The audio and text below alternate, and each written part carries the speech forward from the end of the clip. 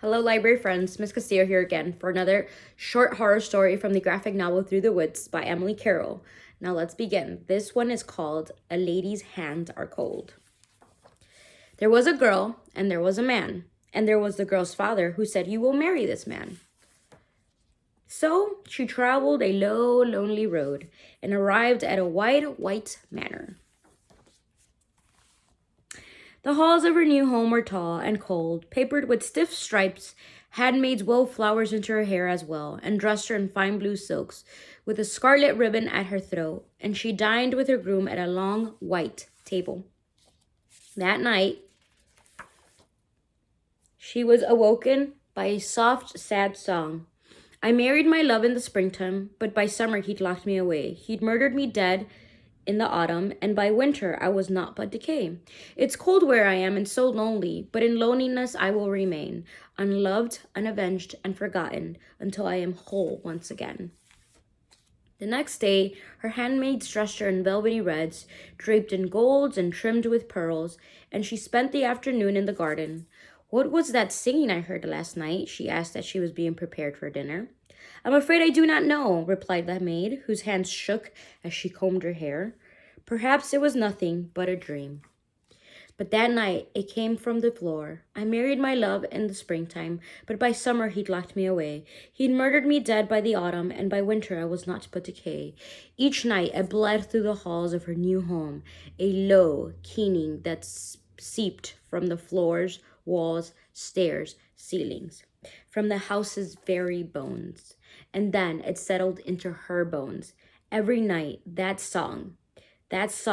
wail, until the girl's insides were clotted with cold heartache. Then one day her husband went on a hunt. He left her with a kiss on the cheek and a necklace that choked her with a deep red ruby. She went back inside. She dismissed her handmaids. She picked up a hatchet. Inside the wall was a pair of hands. They were cold and felt so fragile. She made a cradle of her skirts and placed the hands within. She found a leg in the hallway floor and two arms linked at the elbows beneath a portrait. One foot was lost under a chest of drawers, and its opposite was discovered within a closet. A torso wrapped in a stained gray gown lined the bottom of the stairs, and after much digging, another leg was discovered between two dusty columns. The last thing she found was a head. It had white eyes and gray hair, and lips thin as paper, which sang, "I married my love in the springtime, but by summer he'd locked me away. He'd murdered me dead by autumn, and by winter I was naught but decay. It's cold where I am and so lonely, but in loneliness I will remain, unloved, unavenged, and forgotten, until I am whole once again." She brought every piece to her husband's room, then arranged the limbs on the floor, bound together by red ribbon.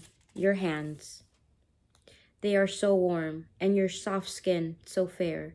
Did you know, little one, this is my necklace you wear, and my bed that you sleep in, my mansion, my lands. I gave my love everything, and he cut off my hands.